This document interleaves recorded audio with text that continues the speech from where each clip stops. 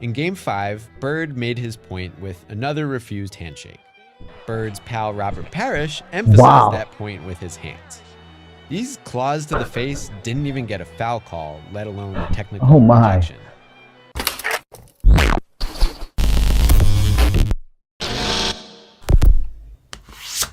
Let's get it. We back. We got Larry Bird, Bill Laimbeer. If y'all new to my channel, hit the subscribe button, turn the notification bell on, and also like the video. Let's try to get this video up to 50 likes. We've been doing real good on the likes, y'all. I appreciate y'all. Everybody that's been coming subscribing too. I appreciate everything y'all been doing. But go check out the playlist. You can check out all of my Larry Bird reactions that I already have done so far. But we got Larry Bird and Bill Laimbeer have genuinely hated each other for over a decade. Now, I've watched a lot of funny videos of Bill Laimbeer really trying to take Larry Bird out. And it's not funny, but it is kind of funny because you wouldn't expect that someone really hated someone else so badly just because they were better than them at a sport. Now, that's what I'm going to take it as. But maybe Bill Laimbeer just really felt like he was better than Larry Bird, and that was his way of showing it. But man, Bill Laimbeer was out of control. If y'all agree with me, drop some in the comments. But if y'all don't, also drop some in the comments. I want to hear what y'all got to think about Bill Laimbeer and Larry Bird's beef. But let's get into this video. I want to talk y'all heads off. Like always, it's your boy DtaeNoDinero here because I ain't got no money. Actually, I just got off work. And they were just beating me down. I promise you. It was like 98 degrees outside. I told y'all I'm in Texas now. 98 degrees outside. No AC in my vehicle. And I didn't bring my cooler today, so I ain't have no water. I drank 2 Red Bulls just to stay up because I really wanted to get my job done. I thought I could get off early today, and I didn't. I ended up getting off at the same time I always get off. And don't get me started with these cranky customers. But anyways, that's the whole of the video. If y'all want to hear more about that, maybe I'll do a vlog and we can go out here and y'all can see how my day goes when I work. But let's get to this video, y'all, because it's 16 minutes long. If you know one thing about Larry Bird's relationship with Bill Laimbeer, it's probably this incident from 1987. Yeah. When Laimbeer put a hard foul on Bird, and Bird threw a basketball at Laimbeer. As he should. It was a climactic moment, but by no means an isolated incident. It was part of a late 80s war for Eastern Conference dominance, a Boston to Detroit power shift characterized by brilliance and brutality. But these two weren't just participants in a team rivalry. There was beef. Beef before the fight, and more beef to come after it. Beef that persists decades later. Larry Bird and Bill Laimbeer do not like each other.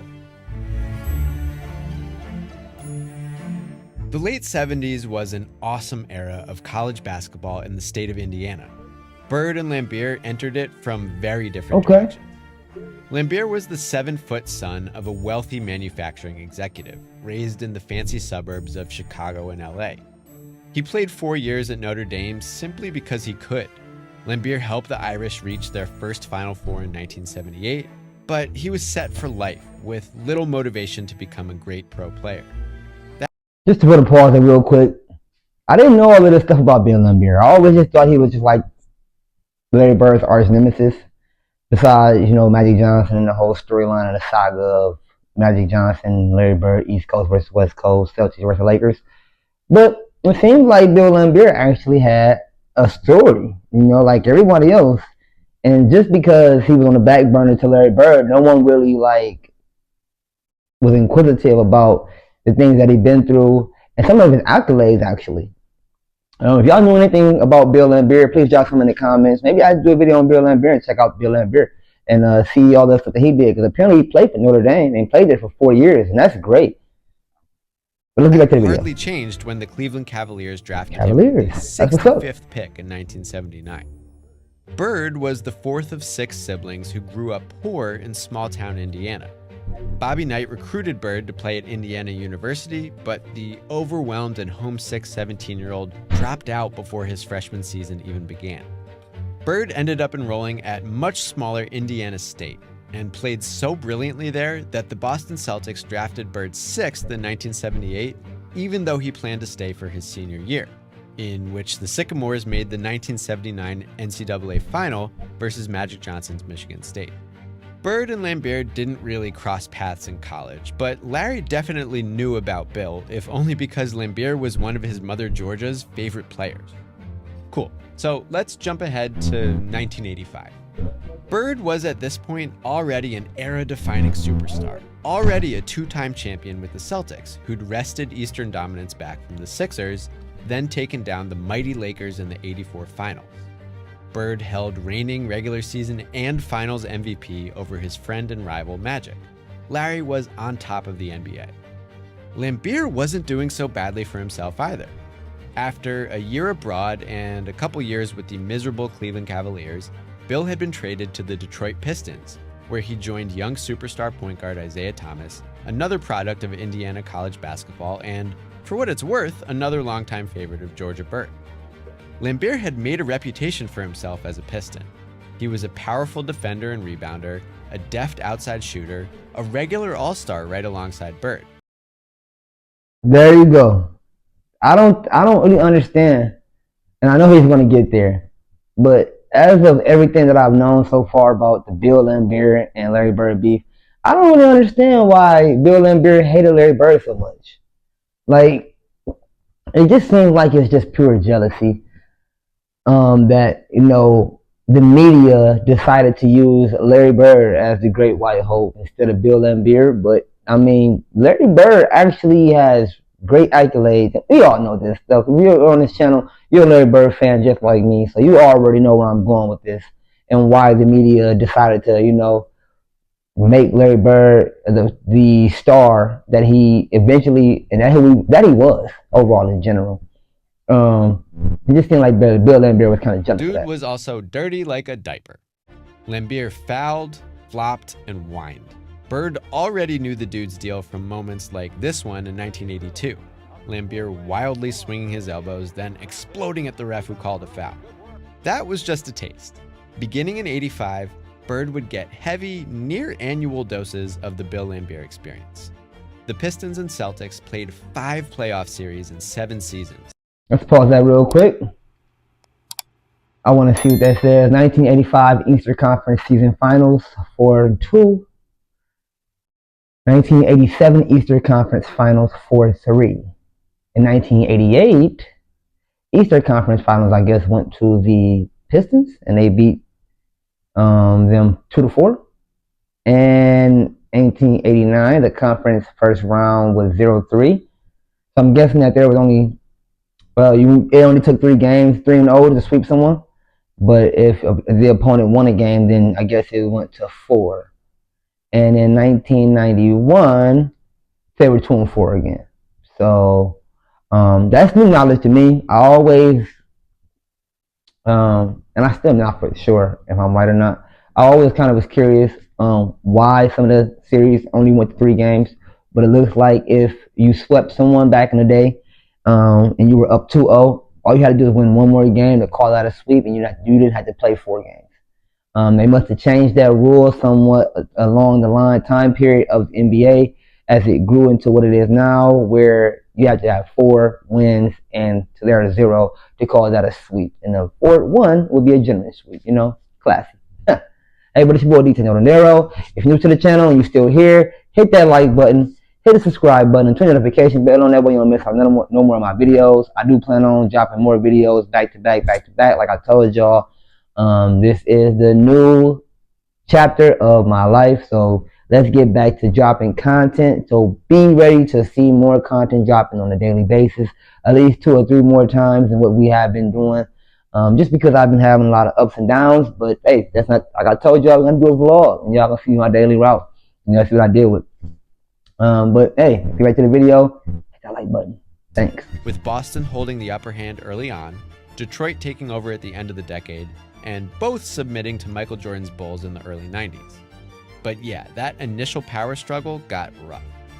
The Celtics crushed Detroit in Game 1 of the '85 Eastern semifinals. In the second half of what would be another Pistons loss in Game 2, a frustrated Laimbeer hit Bird with 1 elbow on a pump fake, and another one that left Larry bleeding from his chin. Bird immediately came the other way, demanded the ball from Ray Williams, then buried a jumper. And he wasn't done, despite the blood collecting on his jersey.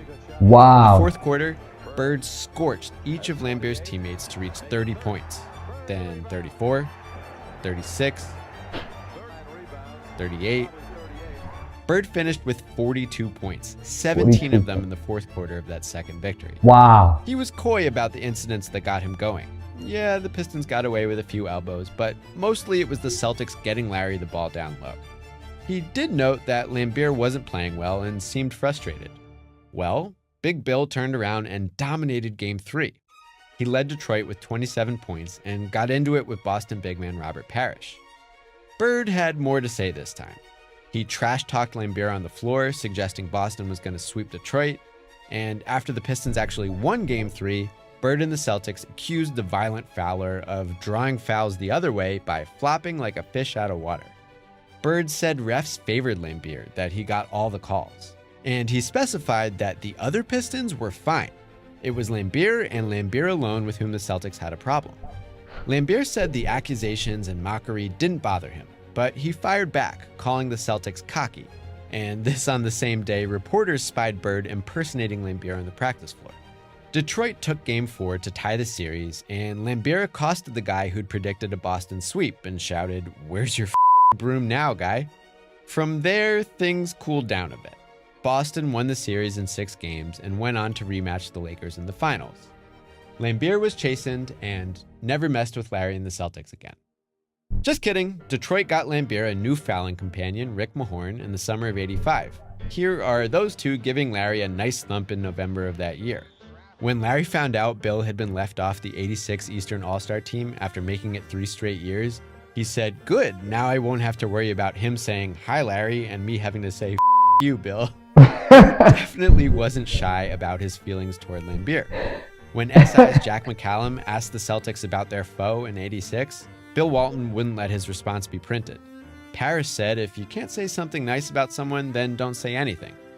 Bird delivered the blunt answer everyone else was withholding. We don't like him that good. Well, Bird and friends were lucky to avoid his company that postseason. Detroit lost in the first round, so Boston didn't have to battle Laimbeer and the Pistons to win their way to the '86 championship. No such luck the next season. The Celtics and Pistons met in the 1987 Eastern Conference Finals, and it was not a cordial meeting. Not with the man Michael Jordan had just dubbed the NBA's dirtiest player involved. Just like in '85, the Celtics took care of the first 2 games at home. So just like in '85, Laimbeer made his presence felt in Game 3. The climax of a tense and violent Pistons victory arrived when Bird pump-faked Laimbeer into the air, and Laimbeer came down with a sledgehammer. Bird was not pleased and had to be pried off Laimbeer in a dog pile. I know y'all seen Larry Bird punch him. Just drop a like for Larry Bird getting his lick back, because Bill Laimbeer, I'm talking directly to you. That was dirty. With Larry Bird already having back problems, man, that is stuff like that and hits like that that made Larry Bird have to lay on the ground during games and, even retire early than what he should have. It's just stuff like that that just makes us, Larry Bird fans, not like you. That was unnecessary, man. That was very unsportsmanlike. All because you felt like they were cocky. So immature. Grow up. Well, obviously you're grown now. So, shout out to you there, Bill Laimbeer, for all the things that you have accomplished, but you do have a blemish on you, man. You should never came at the Great White Hope like that. Larry Legend, Larry Bird. The Bird Show. Hey, like I said, y'all have a like. Let's get back to the video. A long-range weapon and pegged Laimbeer with threw the ball at him as he should. Laimbeer got ejected for starting the fight. Bird got ejected for the ball throwing. The Pistons went on to win that game, and now the real game was afoot, the beef game. Bird was still fuming in the locker room. He reminded everyone of what MJ said, then went in on Laimbeer. He wished the refs would have just cleared the court and let them fight because Bill didn't want any part of Larry. Bird acknowledged that he was at fault for throwing the ball, but he wasn't intimidated and had to protect himself from someone like Laimbeer. The opposing recollection was vintage Laimbeer. I didn't do a thing. I was trying to break his fall, and Larry just came up swinging. I was victimized by my reputation. Bird wouldn't hear it. Playing a role. He wasn't trying to hurt me, and I was trying to throw the ball to the referee. Bill's face just got in the way. The beef ran more icy than hot in Game 4. Bird refused to shake Laimbeer's hand before the game, and even though a lineup shift put Bird on Laimbeer as a defender, the two of them didn't really get into it. Laimbeer just quietly dominated the smaller Bird, and Detroit tied the series with a blowout victory at home. But afterward, Bird made clear he wasn't over the Game 3 incident.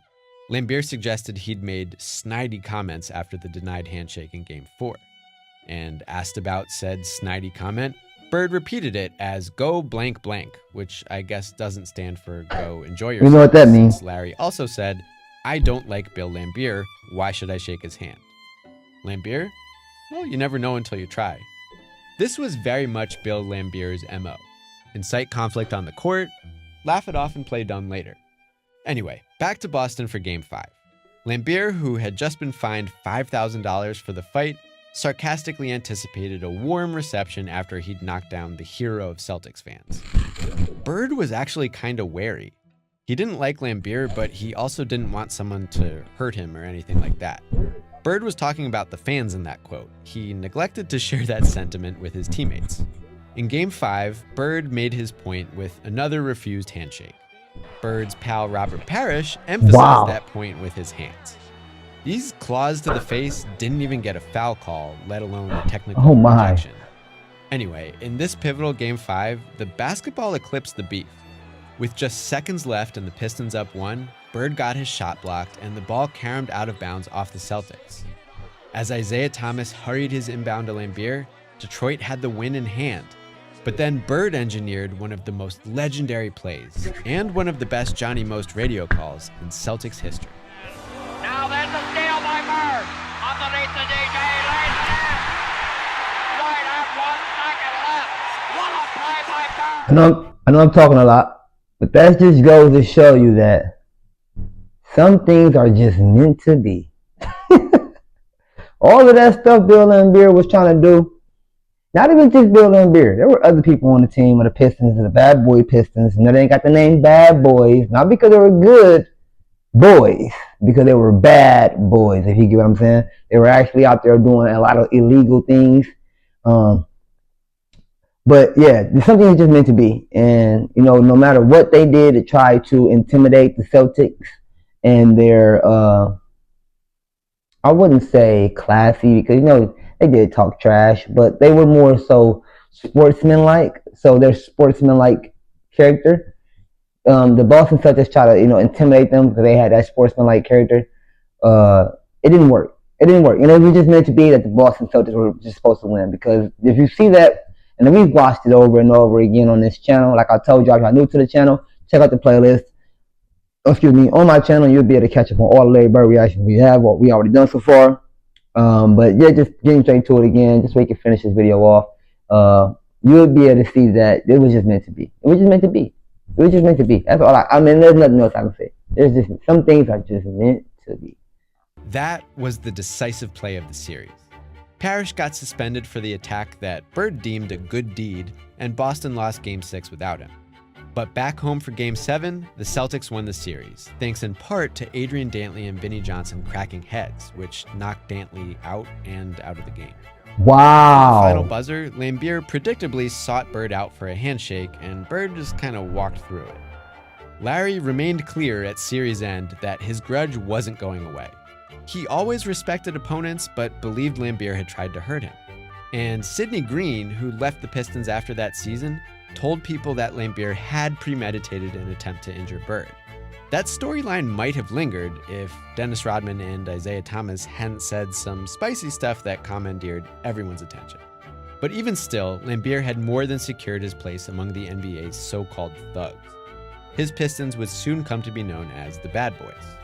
'88 brought a conference finals rematch, and Laimbeer was certain that would be Detroit's year. He had the utmost confidence.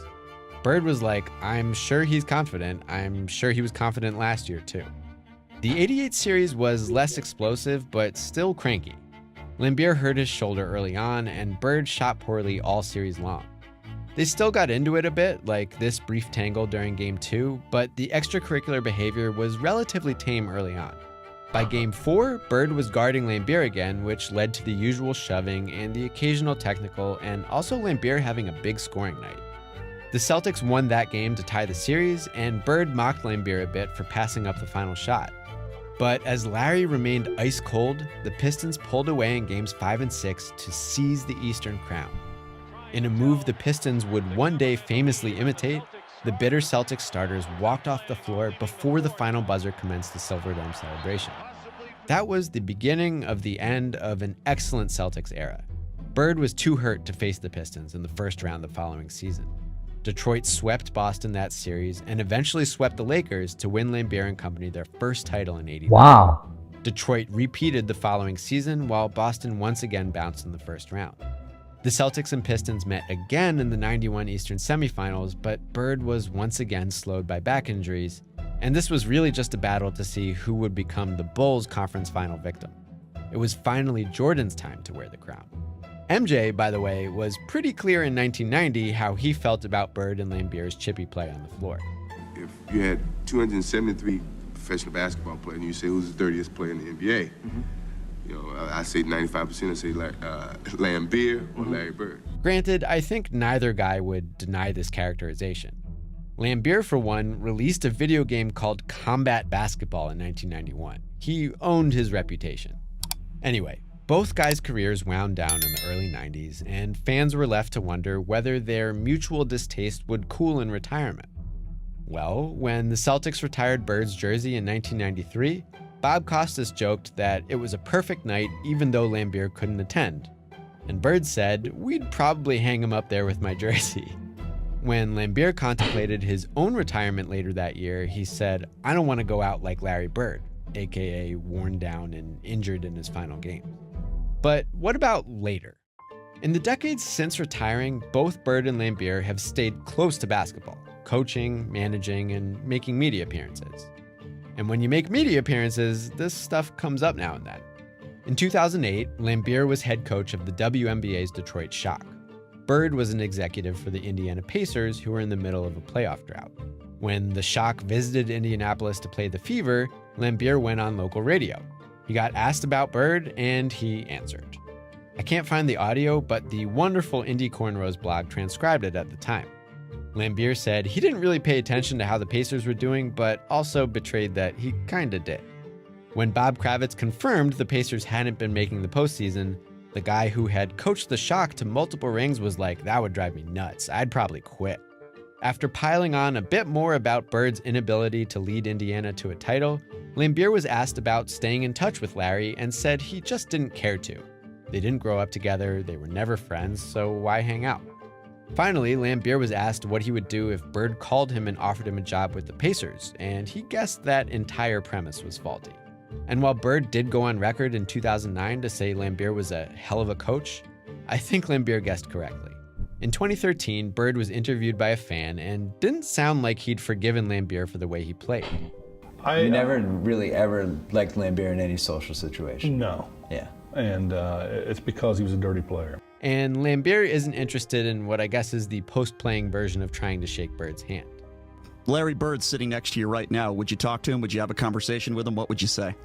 I'd probably go to a different table. So yeah, it's not like they're still drawing blood and throwing basketballs, but beef between Bill Laimbeer and Larry Bird may never die. Laimbeer was a very good player who thrived on starting shit. He said it best, "I don't fight, I agitate, then walk away." Well, it turns out one of the greatest players of all time wasn't just going to let him walk away. Not this guy, not that night in '87, not before, and not since. Years of playoff conflict that culminated in a power shift all but guaranteed personal feuds. Of all those subplots, this is the one that never went away.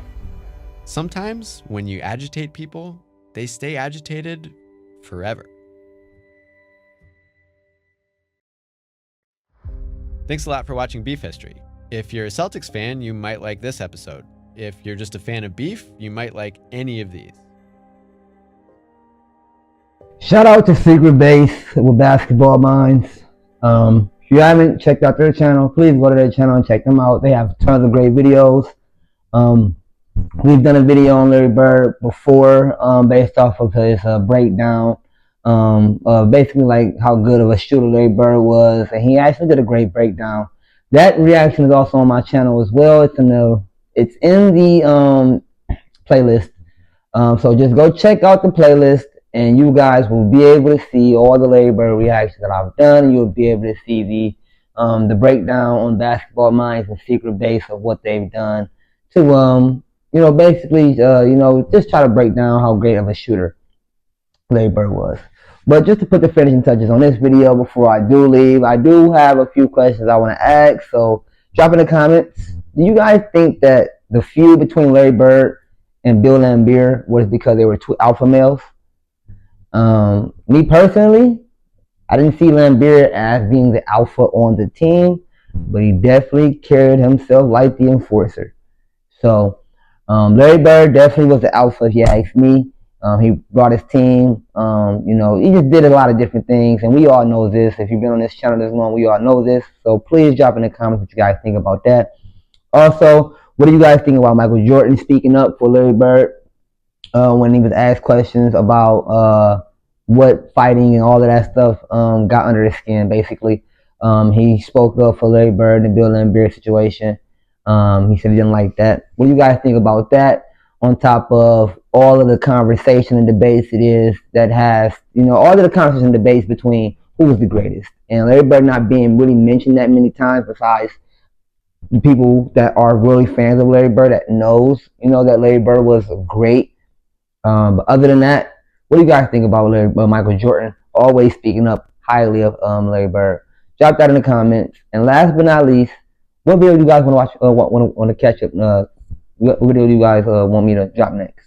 Because I just seen one of the comments, and I'm going to do a video on that soon, about someone named Laimbeer or something like that, who actually overdosed before he had an opportunity to blossom into life as a great basketball player. I guess he was supposed to come out either the same year as Michael Jordan or before Michael Jordan, and would have been even better than Michael Jordan, and Larry Bird wanted him on his team.